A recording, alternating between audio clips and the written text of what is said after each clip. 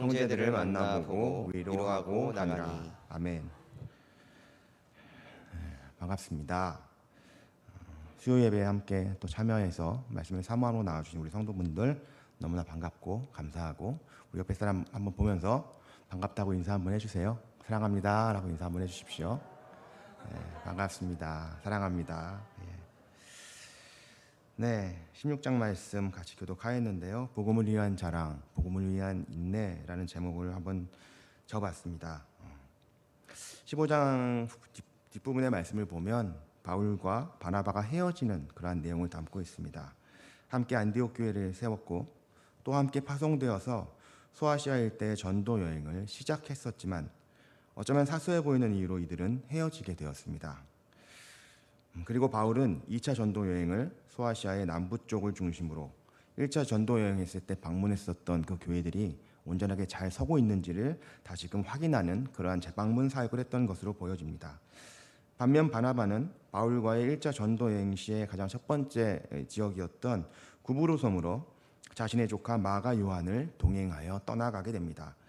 마가 요한과 동행할 수 없다는 바울의 그러한 주장으로 인하여서 바울과 바나바가 함께했던 1차 전도 여행 당시에 마가 요한이 동행하던 그 중간에 임의로 이탈을 해버렸습니다. 그러함으로 인해서 그와 함께할 수 없다는 바울의 그 주장으로 인해서 결국 이들은 헤어지고 이렇게 2차 전도 여행은 따로 각각의 지역으로 가게 된 것입니다.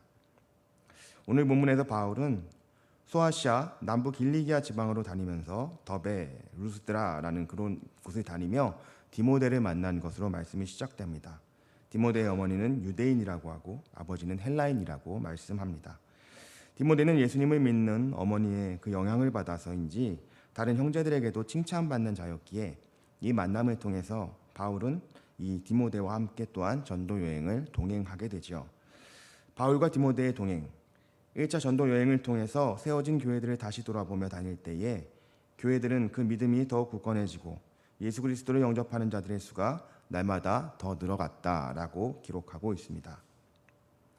영혼의 파트너라고 불릴 만큼 신뢰했었던 바울과 바나바, 유대인들이 결코 포기하지 못했던, 끝까지 놓지 못하였던 이방인들의 할례 문제에 대해서까지도 함께 예루살렘에 내려가서 베드로, 야고보 사도를 만나서 깔끔하게 정리를 했던 그러한 내용이 15장에 있지요.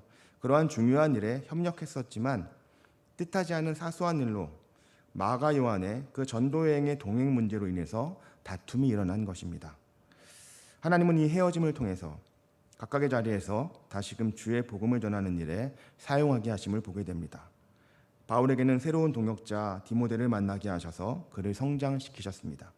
후에 디모데는 그 연소함에도 불구하고 에베소 교회를 목회하는 자리에 서게 되는 그러한 말씀을 우리가 디모데 전후서에서 보게 됩니다. 우리의 삶 가운데에는 수많은 만남과 헤어짐이 있습니다. 늘 아름다운 만남과 그렇게 아름답게 또한 헤어지는 것을 우리는 기대하지만 때로는 감정이 상하기도 하고 다툼이 있어서 그러한 문제들을 다 해결하지 못하고 그렇게 헤어지는 경우도 종종 보게 되는 것 같습니다. 그러할 때라도 하나님 앞에 우리 자신을 돌아보면서 하나님의 선하신 뜻이 이루어지기를, 각자의 자리에서 선하신 하나님의 뜻을 발견하고 주의 일을 감당할 수 있기를 기도하면서 축복해 줄 수 있는 그러한 성숙한 성도의 삶을 살아갈 수 있는 저와 여러분 되시기를 소망합니다. 6절에서부터 10절의 말씀에서 성령은 바울을 마게도냐의 땅으로 인도합니다. 원래 바울의 계획은 두루 소아시아 지역을 다니고 살피면서 1차 전도 여행 때 다녔던 그러한 교회들을 방문하여 견고하게 세워나가려는 그러한 목적이 있는 전도 여행이었지만 성령은 이를 막았지요. 막고 환상 중에 마게도냐 사람이 건너와서 도우라 함을 보게 되어서 이것이 하나님이 마게도냐 사람들에게 복음을 전하도록 부르시는 것이다 라고 바울은 생각을 하며 그렇게 확신하고 나아가게 됩니다. 바울은 그저 환상, 꿈을 꾸었기에 이를 성령의 인도하심으로 그냥 분별했을까요? 소아시아에서 복음을 전할 것인가? 아니면 마게도냐로 넘어갈 것인가? 무엇이 옳은 것인가? 이것을 어떻게 결정할 수 있었을까요? 어쩌면 기도하면서 다시금 하나님 앞에 나아가 부르며 자신의 생각을 들여다보지는 않았겠습니까? 내가 애쓰고 수고하여 세운 소아시아의 교회들, 내가 그 교회를 다시 다니며 환영을 받고 다시금 하나님의 말씀을 전할 때에 높임을 받을 수밖에 없는 그 자리들, 그 자리, 그 교회들에 반드시 내가 다시 찾아가야 하는 것일까? 이미 하나님이 부르셨고 그렇게 복음을 전했다면 그 교회들을 또한 자라게 하시는 분은 하나님이시지 내 몫이 아니다. 마게도냐, 하나님이 보이신 환상, 그곳에서 어떤 일을 겪게 될지 모르는 상황들. 그러나 하나님이 부르신다면 다시금 복음의 씨앗을 뿌리는 그 걸음을 해야 하지 않겠는가? 그래, 소아시아의 교회들은 하나님께 맡기고 이제 부르심에 따라 마게도냐로 향하자. 바울은 깊이 기도하며 자신의 마음을 들여다보고 그 마음을 하나님께 다시금 내어드리고 부르심 가운데 나아갈 수 있었습니다. 저 여러분은 바울과 같은 기도를 하고 있습니까? 하나님 앞에 내 마음 근저에 있는 정욕들, 조금이라도 편안하기를 원하는 그 마음들을 내려놓고 하나님의 뜻하신 바 그 부르심에 순종하며 나아가기를 그렇게 결단하는 기도를 드리고 있습니까? 바울은 마게도냐로 향했습니다. 마게도냐의 첫 성 빌립보에 이르게 되었지요. 혹시나 환상 중에 보았던 마게도냐 사람과 같은 그러한 똑같은 옷을 입고 똑같이 생긴 사람이 나와서 그 사람을 만나게 되지 않을까 하면서 그렇게 생각하면서 수일 동안 빌립보 성에 유하며 그곳에서 어떻게 어디서부터 복음을 전해야 할지 기도하고 다니며 찾아보았을 것입니다. 원래 바울은 새로운 지역에 가면 유대인의 회당을 먼저 찾아가서 그곳에서 복음을 전하였는데 빌립보 성에는 아마도 마땅한 유대인의 회당이 보이지 않았던 것 같습니다. 그러하니 수일 동안 유하며 헤매이고 찾았던 것이겠죠. 하나님 부르셨는데 도착하자마자 순탄하게 하나님의 예비하심이 느껴지고 인도하심이 보여졌으면 좋겠지만 수일을 유하는 동안 딱히 방도를 찾지 못한 것처럼 보여집니다. 그러다가 안식일이 되었고 바울과 일행은 하나님의 도우심을 구하기 위해서 기도할 자리를 찾아 다시금 나서게 되었습니다. 문 밖에 나가니 강가에 여인들이 모여 앉아 있습니다. 그들에게 바울과 일행이 나아가서 기도할 만한 마땅한 자리가 있는지 묻게 되었던 것이죠. 그러다가 루디아를 만났습니다. 자색 옷감 장사, 두아디라시에서 자색 옷감 장사를 하고 있는 루디아. 그 여인은 하나님을 믿고 섬기는 자였고 바울의 말, 바울이 그 강가에서 던지는 그러한 말들을 유심히 들으며 그 말씀 안에서 하나님의 음성을 들었던 것입니다. 루디아는 바울과 일행을 자신의 집으로 이끌어가고 모든 가족이 예수 그리스도의 이름으로 세례를 받게 하였으며 빌립보에서 바울을 돕는 든든한 동역자가 되어 주었습니다. 빌립보에 들어온 지 수일 동안 방향을 잡지 못하고 어디로 가서 누구에게 복음을 전해야 할지 알지 못하던 바울의 일행, 초조함과 답답함, 하나님 주신 환상이 맞는 건가? 그냥 소아시아에서 교회들을 방문해야 했는데 잘못된 선택은 아니었을까? 어쩌면 그런 의심이 바울이 아니고 저였다면 들었겠죠. 그러나 하나님은 마땅히 하나님의 시간 속에서 바울에게 루디아를 만나게 해주셨습니다.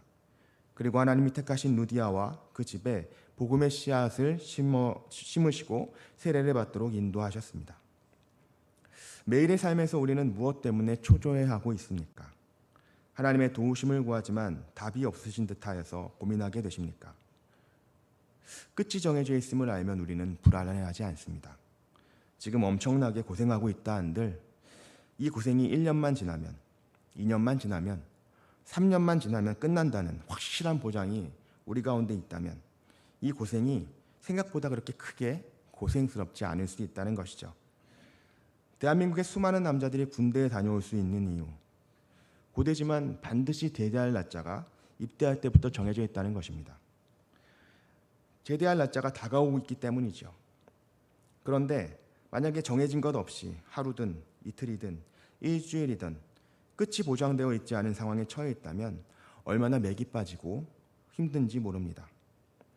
제가 이전 교회에서 사역을 마무리하고 우리 신창교회에 오기까지 사역지를 정하는 그 시간을 보냈었는데요. 그 시간이 얼마나 길게 느껴졌는지 모릅니다. 여기저기 지원서를 보냈지만 답이 없어요. 답이 없을 때마다 이제 내가 들어갈 수 있는 교회가 없는 건 아닌가? 너무 나이를 많이 먹은 건가? 이런 생각을 하면서 답답한 심정을 보냈습니다. 불과 그 시간은 한 달밖에 안 됩니다. 한 달밖에 안 되는 그 시간인데 참 믿음 없는 저의 모습을 하나님이 신랄하게 보여주셨던 그러한 기간이 되었습니다. 하나님을 신뢰하는 저와 여러분 되시기를 소망합니다. 하나님을 신뢰하는 자에게 반드시 응답하시는 하나님을 붙들 수 있는 저와 여러분의 믿음 되시기를 또한 소망합니다. 16절 이하의 말씀입니다. 바울과 실라가 기도하는 곳을 찾아서 이동 중에 귀신 들린 여종을 만나게 됩니다. 이 여종은 점을 쳐서 그의 주인들에게 큰 이익을 주는 자입니다. 귀신이 이 여종에게 역사하여 점을 치도록 하는 것이었겠죠. 이 귀신 들린 여종이 바울의 일행, 그 일행을 보았습니다. 여종은 그 이후로 바울의 일행을 계속적으로 쫓아다니면서 소리를 지릅니다. 이 사람들은 지극히 높은 하나님의 종으로서 구원의 길을 너희에게 전하는 자라. 한 번만 외치고 돌아갔으면 좋겠는데 돌아가질 않습니다. 옳은 말을 하긴 하지만 계속 이렇게 쫓아다니면서 시끄럽게 하면은 여러 가지 사역에 방해가 되지 않겠습니까? 18절에 보니까 여러 날을 바울 일행을 쫓으면서 이렇게 소리 질렀다라고 하는 것이죠. 왜 그러는 걸까요? 바울 일행에게 너무도 이 여종이 방해가 되었을 것입니다. 가는 곳마다 쫓아오면서 소리를 질러대니 누군가에게 복음을 전해야 할 때도 방해가 되었을 것이고 기도의 자리에서도 소음으로 인하여서 방해가 되었을 것입니다. 결국 바울은 심히 괴로운 마음에 돌이켜 여종으로부터 귀신을 쫓아냅니다. 예수 그리스도의 이름으로 내게 명하노니 그에게서 나오라 하니 귀신이 즉시 나오니라. 하나님을 대적하는 사탄의 세력, 사람에게 들러붙어서 미혹하는 귀신이 왜 그렇게 바울을 쫓았을까요? 귀신의 입장이라면 도리어 잠자코 바울의 일행에게 예수 그리스도의 그 이름 앞에 발견되지 않도록 숨어 있어야 하는 것이 좀 정상적으로 여겨질 터인데, 그런데 이 귀신 들린 여종은 자신 안에 있는 귀신을 쫓을 능력이 있는 성령이 함께하는 바울을 여러 날을 쫓아다녔다는 것입니다. 어쩌면 이 여종은 구원받고 싶었던 것이죠. 귀신으로부터의 속박, 이를 이용하는 주인들로부터의 그 구속으로부터 자유함을 얻고 싶었던 것입니다. 그러하니 자신의 귀신 들림을 어떻게든 바울과 그 일행들에게 알리고 이 억압과 속박으로부터 벗어나고자 바울에게 귀찮도록 따라붙었던 것은 아니겠습니까? 하나님은 바울을 통해서 이 귀신 들린 여종에게서 귀신을 끌어내셨습니다. 이와 같이 귀신을 쫓아버린 이유에 대해서 말씀은 바울이 이 여종을 불쌍히 여겼기 때문이라고 말씀하지 않습니다. 그저 바울은 이 여종으로 인해 심히 괴로웠기에, 사역에 방해가 되고 기도에 방해가 되어서 괴로웠기에 귀신을 쫓아내었다라고 말씀합니다. 누가복음 18장의 불의한 재판장의 외아를 생각하게 합니다.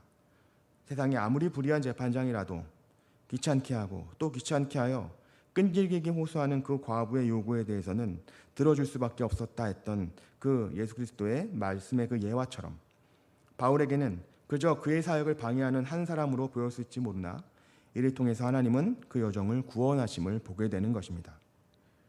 이 일로 여종은 자유함을 얻습니다. 귀신으로부터의 해방, 그리고 자신을 억압했던 주인들로부터의 해방입니다. 더 이상 점을 칠 수 없으니 여종의 주인들이 이 여종을 붙들고 있을 이유가 없다는 것이죠. 이 사건으로 도리어 더 귀찮아지고 어려워진 것은 바울의 일행입니다.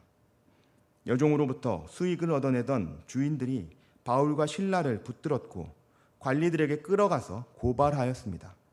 바울과 실라 이 외지인들이 갑자기 이곳 빌립보에 들어와서는 우리 성을 혼란스럽게 하였다는, 우리 성에서는 받아들일 수 없는 그러한 사상을 전하며 우리 성을 혼란스럽게 하였다는 그러한 죄명을 뒤집어 씌우고 있는 것이죠. 하나님이 역사하셔서 귀신 들린 여종에게서 귀신이 떠나가는 이적이 벌어졌지만 이들의 눈에는 하나님이 행하신 그 일은, 그 이적은 보이지 않고 중요하지도 않습니다. 그저 자신들의 그 수익의 근원이 없어진 것이 화가 날 뿐입니다. 우리가 살고 있는 이 세상이 그러합니다. 여전히 이 땅 가운데 하나님의 일이 펼쳐지고 있습니다. 복음을 알지 못하는 자들에게 복음이 전하여지고 있습니다. 세상의 속박에 갇혀 있는 자들에게 말씀이 전해지고 예수의 이름이 전해지며 새롭게 거듭나는 역사들이 펼쳐지고 있습니다. 그러나 이 놀라운 하나님의 일이 드러나고 펼쳐짐을 보고도 듣고도 알고도 관심 갖지 않고 반응하지 않으며 그저 내 일의 수익만이 중요하다면, 내 일의 성취만을 생각하고 있다면, 세상에서 안정되이 편안하게 사는 것에만 주목하고 있다면 우리는 이 여종의 주인들과 무엇이 다르다고 말할 수 있겠습니까? 무리들이 소유하고 고발하고 바울과 실라는 매를 맞고 감옥에 갇히게 됩니다. 꿈에 마게도냐 사람의 환상을 보았고 소아시아에서 마게도냐 지역으로 넘어온 후에 어떻게 해야 복음을 효과적으로 전할 수 있을까?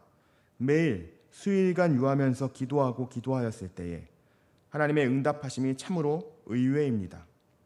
괴롭게 여겼고 귀찮게 여겼던 귀신 들린 여종, 그저 괴로워서 귀신을 내어 쫓았을 뿐인데 여종의 주인을 비롯한 온 무리가 바울과 실라를 공격하여 더 괴로운 상황, 매맞고 감옥에 갇힌 상황이 되어버린 것입니다. 이 소요 속에서 구원받은 자는 오직 한 명, 귀신 들렸던 여종뿐이죠. 이러한 상황 속에서 감옥에 갇힌 바울과 실라는 다시금 기도합니다. 그리고 찬송합니다. 차가운 감옥의 바닥에서 매를 맞아 온몸에 타박상이 심했을 터이지만 기도할 이유가 있습니다. 찬송할 이유가 있습니다. 수의를 위하며 아무도 관심 갖지 않은 바울과 실라에게 비록 고단하고 고난스러운 현실이지만 수많은 사람들이 주목하고 있으니 이 일을 통해서 빌립보성에 복음이 전해질 하나님의 작정이심이 깨달아 믿어지기에 이들은 다시금 힘을 내어 그 아픈 몸을 이끌고 하나님의 뜻이 이루어지기를 기도하며 찬송하고 있는 것입니다. 내 삶에 처한 정황에만 주목하면 하나님을 바라보고 마음을 다해 기도할 수 없습니다. 찬송할 수 없습니다. 그러나 내 고단한 상황 속에서도 하나님의 말씀이 있고 그 행하심을 볼 수 있다면 우리는 더욱 기도하고 찬송하며 주님 앞에 쓰임받기를 기뻐하는 삶으로 나아갈 수 있습니다. 바울과 실라와 같이 주를 보며 기도하고 찬송하는 삶이시기를 소망합니다. 감옥 안에서 그렇게 기도하고 찬송하였더니 옥문이 열렸습니다. 갑작스레 큰 지진이 나서 옥터가 움직였고 그로 인해 문이 열린 것입니다. 뿐입니까? 메었던 그 착고들이 풀리기까지 하였습니다. 찬스입니다. 훌쩍 도망갈 기회가 되지 않겠습니까? 하나님이 바울과 실라의 기도에 응답하셔서 옥에서 피할 길을 내신 것이라고 그렇게 해석해도 괜찮지 않겠습니까? 그런데 바울과 실라는 옥터를 떠나지 않았습니다. 도망가지 않았습니다. 이 지진의 사건으로 간수가 당황하여 자신이 모든 죄수를 다 놓쳤다고 여기며 자결하려는 그 순간 바울과 실라는 도리어 자신들을 드러내며 여기 있노라고 염려하지 말라고 하며 그렇게 나서고 있습니다. 옥터가 흔들릴 정도로 지진이 생기고 다 풀어져서 메인 것이 벗겨진 것, 그것은 간수와 그 가족을 구원하시기 위해 하나님이 행하신 것이라는 믿음이 그들에게 있었기 때문이죠. 그저 바울과 실라의 탈출을 위한 것이 아니었다는 것입니다. 두려워하는 간수에게 나아가서 바울과 실라는 구원의 길, 예수의 이름을 전하였습니다. 간수와 그 가족들은 그 늦은 밤에 하나님의 자녀가 되어 세례를 받았습니다. 하나님의 뜻은 복음이 전하여지는 곳에 있음을 다시금 기억할 수 있기 원합니다. 나에게 유리한 대로, 나의 어떤 편의대로 되어지는 상황 속에 있을 때에 그것이 나를 위한 하나님의 인도하심이라고 단순하게 받아들이는 그러한 옅은 신앙에 머물 것이 아니고 이 모든 상황 속에서 하나님의 뜻은 복음이 전하여지는 것에 있음을 깨달아 복음을 전하는 삶으로 나아가는 저와 여러분 되시기를 기도합니다. 날이 새어 빌립보성의 관리들이 바울과 실라를 놓아주라고 간수에게 명하였습니다. 이 사실을 전하여 간수는 평안하게 떠날 것을 바울과 실라에게 전해주었죠. 그런데 이 말을 듣고 바울과 실라는 순순히 떠나지 않고 의외의 말을 내어놓고 있습니다. 37절입니다. 바울이 이르되 로마 사람인 우리를 죄도 정하지 아니하고 공중 앞에서 때리고 옥에 가두었다가 이제는 가만히 내보내고자 하느냐? 아니라 그들이 친히 와서 우리를 데리고 나가야 하리라 한데 이미 옥에 갇힐 때 매를 충분히 맞았죠. 그때 만약에 먼저 로마 사람이라고 밝혔으면 매를 맞지 않았을 텐데 이제 놓아주는 상황에서 로마 사람임을 밝히며 상관들이 직접 와서 억울함을 풀어주고 데리고 나가서 죄 없음을 인정하도록 하는 이 적합한 절차를 하라고 말씀하고 있는 것입니다. 바울은 왜 이런 절차를 갑자기 중요시하며 이야기하고 있는 것일까요? 빌립보성에 있는 사람들에게 하나님의 말씀, 복음을 전하는 자들, 그저 사람들에게 휘둘리는 연약한 자들이 아니라는 것을, 하나님의 말씀을 전하는 자가 그렇게 연약한 자들이 아니라는 것을 보이고 싶었던 것은 아니겠습니까? 빌립보성의 관리들조차도 사실 함부로 할 수 없는 하나님의 말씀의 권위를 가진 자들임을 보이고자 바울과 실라가 증명해 보이고자 함이 아니었겠습니까? 빌립보 성에 복음이 전해졌는데 귀신 들린 여종에게서 자유함을 얻은 여인이 되었고 상관들의 명에 따라 움직이는 간수들이 예수님을 영접하는 가족이 되었습니다. 루디아와 그 가족이 또한 복음을 받았지요.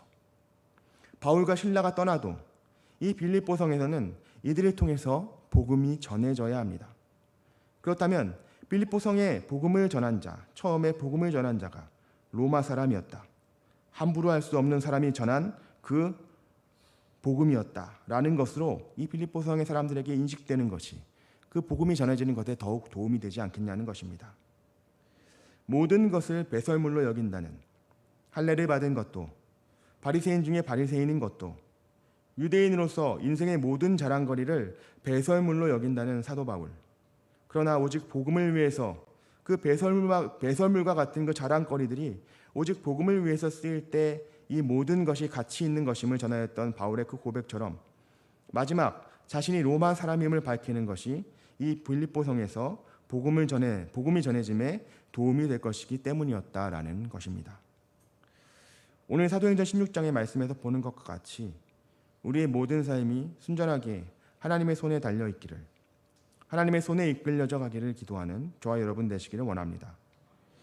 인생의 욕심과 이기적인 생각과 마음을 내려놓으며 오직 복음을 위한 삶이 되기를 소망하고 기도할 때에 하나님은 우리 삶 가운데 일하시고 역사하실 수 있습니다.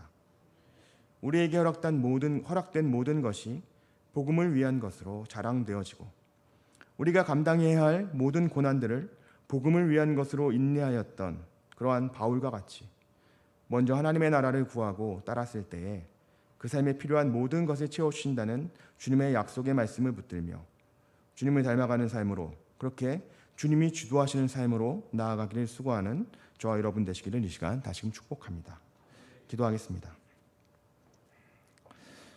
사랑해 주님 감사합니다. 하나님, 우리에게 주께서 주신 사명이 너무나 분명한데 그 분명한 그 사명, 복음을 전하는 그 사명을 하나님 우리는 얼마나 자주 잊고 살아가고 있는지요. 그저 우리의 인생의 삶, 이 땅의 삶의 편안함과 안주함을 위하여 기도하며 그저 내 가정과 나의 삶의 자리가 조금 더 편안해지기를 위해서 기도하며 그 기도가